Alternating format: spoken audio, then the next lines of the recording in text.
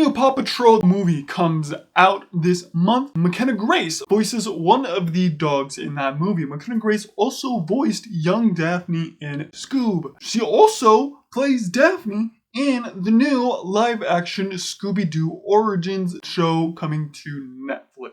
So, since McKenna Grace is a part of Scooby Doo and is a part of a dinosaur movie, then let's talk about all the Scooby Doo episodes where they have a dinosaur problem. There are a few episodes that I've already covered, those being that Snow Beast, Scary Christmas, and Attack of the Weird Allosauruses. I've already covered those in specific videos. So yeah, now let's talk about the dino dangers of Scooby Doo. First up, in the Scooby Doo show, hang in there, Scooby Doo. This episode starts off with the gang headed to Big Canyon for a hang gliding tournament. After Daphne says, "The last place in the world something weird could happen," we see the pterodactyl ghost. They arrive to Big Canyon Dude Ranch. They run and hide after seeing the pterodactyl ghost. They go inside and talk to Mr. Bogannon, the manager. He tells us of the canyon and the dinosaur history. Well, millions of years ago, this canyon was filled with dinosaurs and pterodactyls. Some people believe the pterodactyls evolved into man-like flying creatures that inhabited the canyon cave. The boys are spooked by the handyman, Mr. Morbley. They are shown to their rooms as the pterodactyl looms outside the window. The next morning, the tournament begins with a safety inspection. Scooby chases his lunch, stumbling into Fred's glider. Fred drops the title. Hang in there, Scooby! Scooby glides right into the pterodactyl cave. The gang go to and head inside the cave to find Scooby. With some help from some cave carvings, they manage to find Scooby. They go deeper into the cave, finding tracks. They follow to some living quarters. They split up and follow two sets of tracks. The duo spot the prehistoric phantom and skate off. They distract the dino as cavemen. The trio hear music and follow. Velma spots clue number 1, a tape cassette. They save the duo from being chased, but then get chased themselves. They drive off. They play the tape to be one of Elvis Johnson's latest singles. They hear that same music at the Dude Ranch and go down to the basement where the pterodactyl looms. Mr. Morbley comes and burns clue number 2, some paper. They head back up to the cave. The pterodactyl follows and scares them off. They all head into another cave. The boys get trapped between some rocks. But it was just a fake wall controlled by a switch. They go deeper inside and find a bunch of recording equipment. They go into another cave and see tire tracks. They set up roadblocks just in time for Johnny's sandwich truck to drive at them. It pushes through, opening up and dropping music tapes and records. The pterodactyl tries to get away on a raft. Scooby, Shaggy, and Fred chase him down on a glider, where Fred drops the title again. Hang in there, Scooby! Shaggy grabs him and then join him. They enter the rapids. Scooby flies off, sticking his claws into the raft. Shaggy pulls him out, and the raft goes flying, almost hitting Fred. The raft gets caught on the dock, wrapping up the pterodactyl. Fred pulls off the mask to reveal, This is Johnny, owner of a catering truck. and reveal his true operation. A music pirating ring. They've been stealing hit tunes broadcast over the airwaves and making a fortune with cheap copies of tape cassettes and records. Mr. Bohannon arrives just in time to also be arrested. Velma reveals the paper. We rescued part of this purchase order to Mr. Bohannon, Big Canyon Dude Ranch. Please ship 3,000 albums, 3,000 cassettes, check enclosed, $12,000. The boys then trap Bohannon before he gets away. Then the episode ends. For the pterodactyl ghost being such a big part of Scooby Doo 2, I just thought Jonathan Jacobo did a lot more than this, because I don't remember watching this episode before watching the movie. So it's kind of weird to go from the movie to this episode, because it's like I thought Jonathan Jacobo did something more than a pterodactyl records scheme. I think it was a pretty random event to happen in a Scooby Doo episode. I mean, weird things happen all the time in Scooby Doo. It's just weird that they went to a hang gliding competition where it's a thing that I don't even think actually happened. Like, how many people do you know go on to a hang gliding competition? I mean, it was probably big back then, but nowadays you don't even see people going hang gliding. I also like that they do bring it back, Fred being a pro hang glider in Aloha Scooby-Doo, because in that he's doing hang gliding a lot in that movie. So I like that they bring it back even for one moment, because I don't know if they bring it back for any other episode in all of Scooby-Doo. I don't, just like how Shaggy's puppeteering never comes back. I also like how Fred title drops the episode twice, or maybe he just did it once and then they reused it from before for the second time. And then Shaggy kind of said hang on Scooby-Doo, but he didn't say hang in there Scooby-Doo, so he didn't say the full thing. Fred basically says the whole thing, but besides the do, he just says hang in there Scooby. So I think the pterodactyl design back then was kind of cool. There's not much you can do with the pterodactyl. Yeah, I mean, I guess the dino nerds are going to be like, oh, but it's not wearing fur. Anyway, let's just move on to our next dino danger in What's New Scooby-Doo 3D Destruction. This episode starts off with our second reoccurring character of the show, Melbourne O'Reilly. He triggers a curse from stealing the bones. After the intro, we learn the gang are headed to Costa Rica, thanks to Daph's uncle not being able to make it to the opening of the museum exhibit. At the museum, they spot our skinless dino of the episode. Fred picks up on the speakers. The gang then meet Melbourne and tells them of the curse. They take a tour with Heather. She tells us of the Beta Rock excavator. Daphne mentions, My uncle mentioned that the museum is built on an old mine shaft. Then Heather shows them to that mine. At a 3D screening of a documentary, we meet another reoccurring character, JJ Hagimoto. The dinosaur then comes out of the screen, scaring everyone off. The museum owner likes the damage because it could bring in crowds. The guy from the opening comes back and threatens the owner and Melbourne. When joining Melbourne, the gang join Melbourne as he goes into the mines. Shaggy steps in clue number 1 being coprolite, dino poo.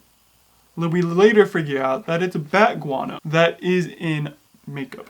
We come across a tunnel that was boarded up yesterday. They head down that tunnel. Shaggy finds clue number 2 being iron, pyrite, fool's gold. Velma suspects something after holding one. The gang split up down tunnels. With the duo, they find the dinosaur and start our song and chase.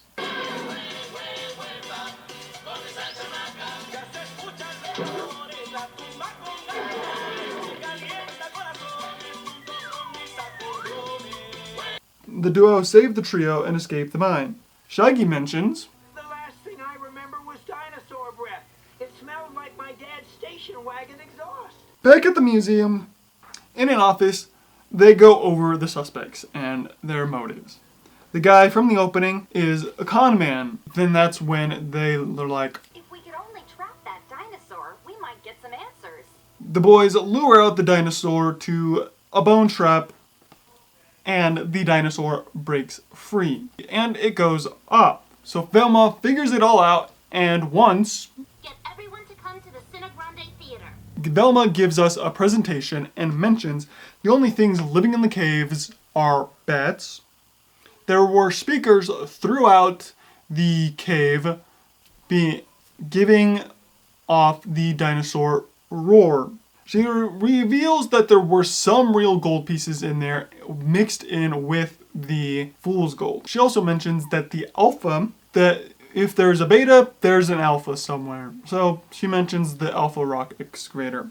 And she also reveals that it's Heather behind the whole scheme because Is a very talented art major. Very capable of designing a dinosaur to fit over an excavator. And she also talks about the guy who planted the evidence to make up this whole story about the curse. He says the thing. We would have gotten away with it if it weren't for you meddling turistas. The owner thanks the gang, and then Scooby gives us our outro for the episode. I think the concept of this episode was created from what if a dino documentary came to life. I also like the subtle clues that they gave us, like Velma mentioning that beta is the second letter. Like, you never think of that until she gets to the presentation at the end. And then Fred pointing out the speakers, like, why else would he mention that unless it was important later? I think the presentation was a clever way to show clues and the suspect. And the reveal was, I didn't like, because Scooby Doo is known for trapping the monster and revealing the monster under the mask. And it was kind of weird. Like, how did they get the dino? So, yeah, that was just a bit confusing. I also love that we get reoccurring characters in this episode. This is only the second episode of the show, and we get our second and third reoccurring character. Because Melbourne comes back in Mummy Scares Best, and then we get the JJ Hakimoto comes back in Vampire Strikes Back, which I've already mentioned in a previous video. I mean, they're not a Gibby Norton or Secret Six. Those guys have one more episode compared to this episode, but it's still cool that we get reoccurring characters from this series, because Red Herring was the last reoccurring character that I know about. I also thought that JJ was in Lights Camera Mayhem, but doing my research, I figured out that it is Vincent Wong that's actually the director of that, which I feel like they already had a movie director, so why didn't they just bring that video director back and just have it be someone else be behind it? I also thought Melbourne was in Safari So Good, but I'm like, I don't remember him being in that episode. Anyway, I think that's all I had to say about this episode, so let's get into our next Dino Danger, being in Scooby Doo, Legend of the Phantasaur. The movie starts off with the opening credits of a mystery with zombies and ghosts. After the opening credits, we see the gang at a hospital with a 3-hour-long screaming Shaggy. After he's cured, Velma recaps what happened between the intro and the screams. Basically, Shaggy was in a closet surrounded by ghosts and got real scared. And the others stopped the puppet masters. The doc tells them, "Of course, this means you'll have to give up anything even remotely frightening. So no more ghost hunting, crime busting, or mystery solving shenanigans." Oh, no more shenanigans. None. Shaggy, as your doctor, I forbid you to get in the mystery machine. At Joe's Coffee, the gang planned to head to La Serena for the Dino Dig, for Fred to graduate school. At the spa, they meet Mr. Hubley. He acts strange. The trio head to the dig site as the duo walk off their food stomachs. While trying to retrieve a biscuit, Scooby spots our first Phantasaur. The trio get to the dig and meet Professor... I don't know how to say it, so I'm just going to say Professor from now on. And Windsor. Velma falls in love. The boys finally join them with something important, apparently. They all leave and the Phantasaur attacks. Shaggy gets frozen in fear. Scooby saves him and runs off on tracks. The gang go help Scooby. Mr. Hubley tells them of the Phantasaur. Basically, the locals of this land summoned the Phantasaur to protect them from the invaders, and it went AWOL. Mr. Hubley then hypnotizes Shaggy to become brave when he hears the word bad. The boys go get a refuel at the diner. Bikers arrive. Shaggy accidentally aggravates the bikers. A biker triggers Shaggy and he beats up the biker gang. Mr. Tex walks in and challenges Shaggy to a bike race and snaps him out of it. The others go back to the dig. The trio find Dino and snake tracks. Windsor stops them from going into a side cave. They never go down. Velma gets a date with Windsor. The duo overhear investors talk about, "Maybe this mysterious Phantasaur will scare people so much they'll decide to sell us their land." There it is. Don't want to leave evidence lying around. Shaggy tells them of his activities. Then they spam the word bad as Shaggy changes in the background. It's a bad match. If they have a bad date, then maybe it's a bad idea to worry about how bad the investigation is going. Or how bad we want to solve this mystery. At the date, Windsor gets uncomfortable when she wants to talk about the Phantasaur. And Daphne teaches Shaggy how to ride a motorcycle, and it goes horribly wrong. At the race, Mr. Tex triggers Shaggy. The race begins. Shaggy helps Tex from falling, and they resume the race. The Phantasaur appears, and Shaggy somehow triggers himself. Shaggy reveals the same van from earlier. The trio check it out, and they see cables making snake tracks from earlier. They flush out the investors, also short-circuiting the Phantasaur. They explain... So these Phantasaurs are animatronic dinosaurs from the real-life dinosaurs exhibit your company sponsored. Then we set a power cable so we could operate them from the fan. All we had to do was add a few extra decorations and some glow paint to make it look like that old Indian legend had come alive. It turned out pretty good, huh? Each here went to art school. We just found a new vein of silver near the mines. But as long as those scientists were digging, we couldn't touch it. So you created the Phantasaurs to scare them away?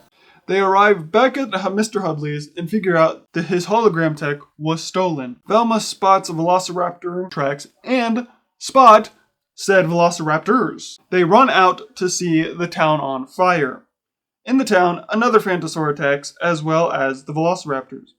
The bikers help the civilians. Velma takes some photos of the Phantasaurs. Then it vanishes. They take the photos to the professor. She mentions the big one might be the one who attacked the camp, and that she sent everyone home. They explore the caves and awake the Phantasaurs. Fred throws some marbles, having the raptors unmask themselves to be. Just like I said, it's those graduate students. Then the Phantasaur wakes, having them run off. They put out the fire with Fire extinguishers.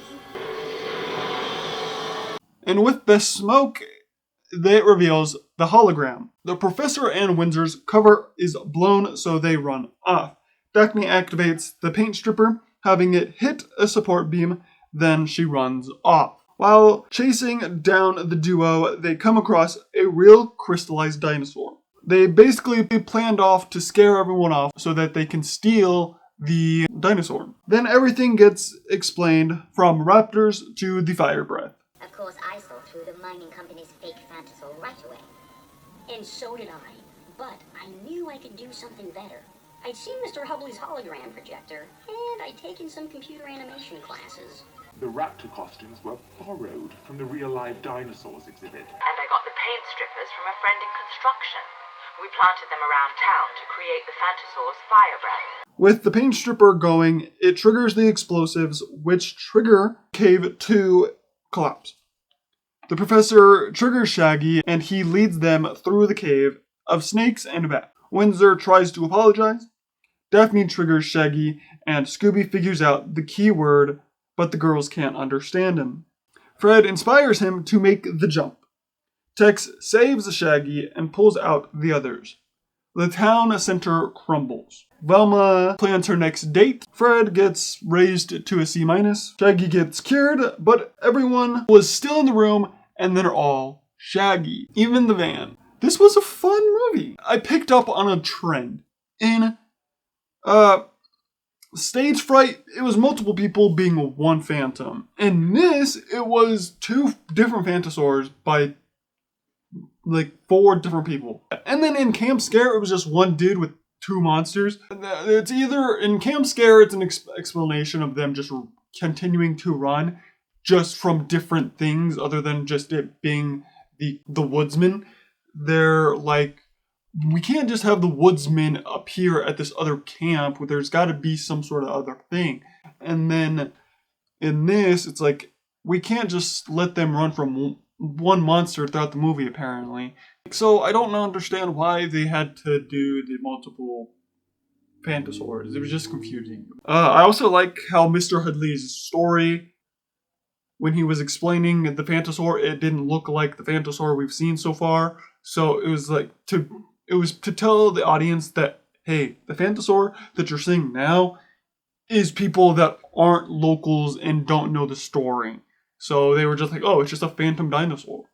They didn't see the pictures of the Phantasaur or whatever, didn't have any idea what the Phantasaur looked like, so they just got a normal dinosaur and painted it with glowing paint. Also, speaking of the first Phantasaur, there were two of them. And I don't think they explain why there was two of them. Like, it makes no sense why there was two of them. Why was there two of them? Like, it doesn't make any sense. It's kind of like in the Weird Allosauruses, where it was just randomly just two dinosaurs for no reason. Like, the only time it made sense was when the Humongonauts were a thing. Yeah, they were two different Humongonauts. Because it was brothers attacking each other's companies. It's not like the dinosaurs in this one were two different companies going for the silver. It was so, like, why was there two of them? Did they explain why there was two of them? There was just randomly two of them. Did one of them lose their teeth so they had to bring in another one? What? I don't understand it. Like, that would just make it more suspicious. Like, oh, it lost its tooth, so why does it have another one? So, like, it just doesn't make any sense. I don't like it. It's weird. Why was there two of them? I didn't catch that the first time watching this. This is, like, my second or third time watching this movie. I just picked up on that. Why is there two of them? Make it make sense. If you picked up on why there's two of them, please tell me why down in the comments below. I have no idea why there's two of them. Also, I just want to say, Super Saiyan Shaggy is a freaking great meme, and this movie basically made that become a thing. And so, yeah, when he wasn't Super Saiyan, Fred being a real freaking bro and being like, dude, like, it doesn't matter if you are your cool self or not. You did all this. You just gotta do it. Like, that was a real friend moment, and I really enjoyed that. Anyway, that's all the thoughts I've had on this movie. Let's get on to our next dangerous dino in Scooby Doo, the Skytown Cool School, with guest star Billy D. Williams. The episode starts off with the gang trying to get Fred to slip up on the trip surprise. They drive into a fog, and a pterodactyl flies by and into the window. Then it hits the van, having it break through a barrier and almost fall into a canyon. The pterodactyl then pushes them in. Daphne hits a button, sending out a grapple hook that saves them. They finally arrive to Fred's surprise, the Skytown Cool School. Billy D. Williams comes out of the fog. They do the thing.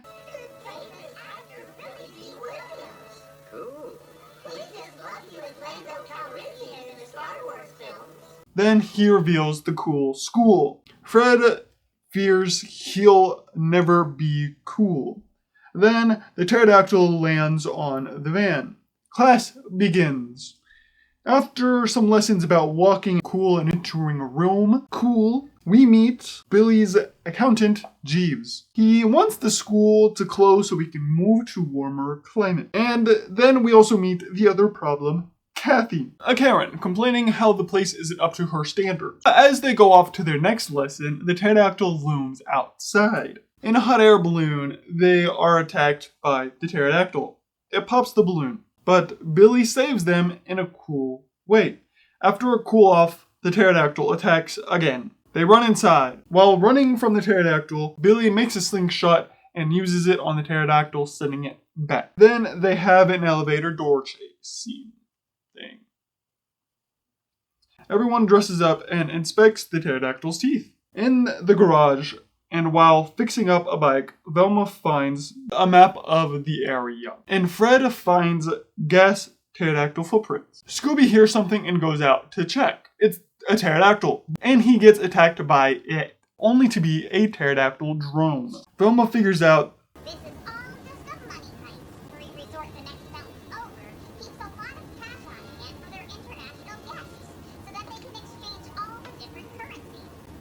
Once a month, the surplus cash is flown out by helicopter to a bank in the next valley of the city of Interlochen. and knows where it will attack next. A helicopter with a surplus of cash arrives. Following that is the pterodactyl, and he gets the case. Shaggy and Scooby float up in a balloon, having the pterodactyl fly into it, dropping the case. It gets free and snaps at the boys. Then they play keep away, tying up the pterodactyl and the boys in the process. Fred loses control and goes to the same cliff from before. The tied up fly over Fred. Shaggy and Scooby get loose and fall. Billy saves them. Billy says, You've never needed cool school.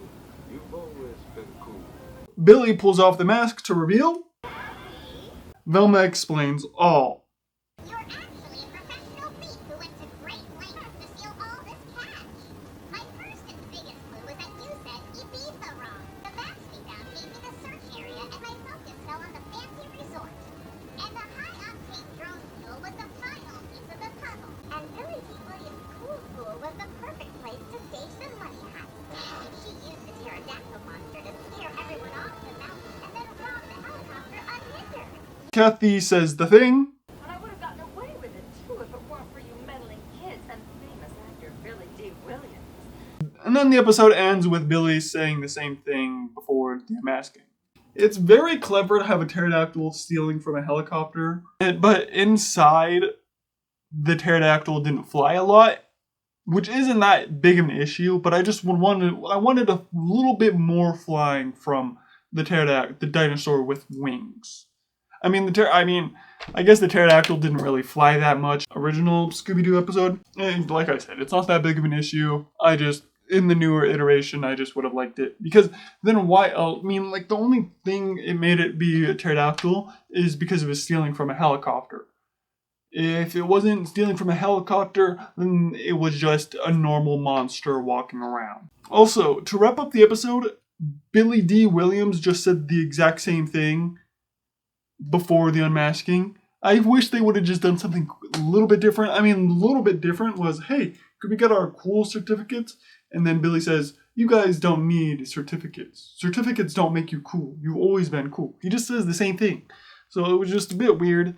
And yeah, I wish they would have just said, see you later, Billy D. Williams. And then they could be like, oh, was that cool?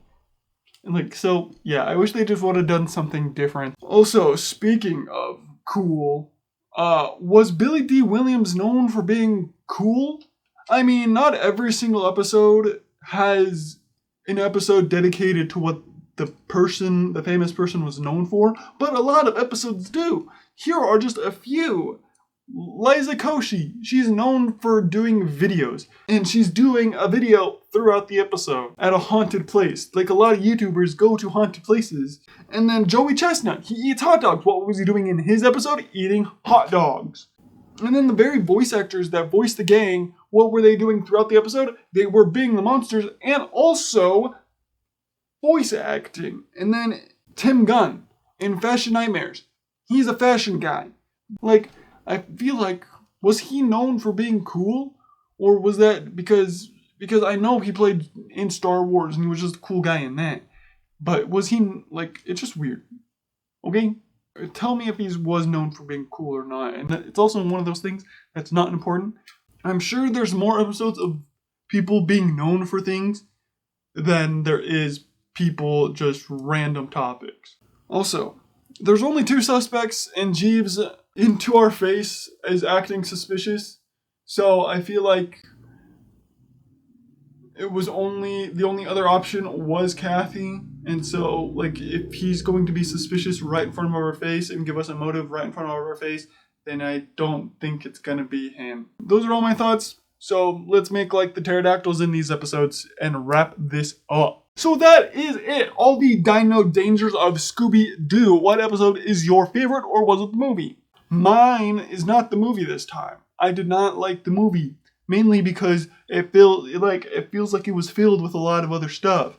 They wanted to do the cool Phantasaur, with holograms and stuff, but they had to fill it in with another dino and then a bike race and then Shaggy being cool this whole time. Shaggy being cool is cool and all, but they filled it with nonsense, and I just didn't like that.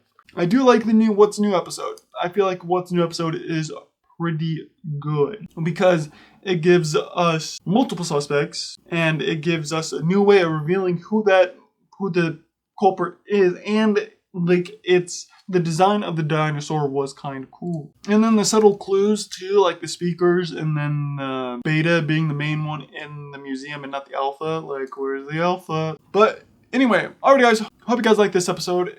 And if you guys did, please leave a big like down below. And if you guys haven't already, please check out one of these 2 videos. This one being the latest video, and then this one being the other one that has the same monsters throughout, like vampires. And then click here to subscribe so you don't miss out on the next one. Peace.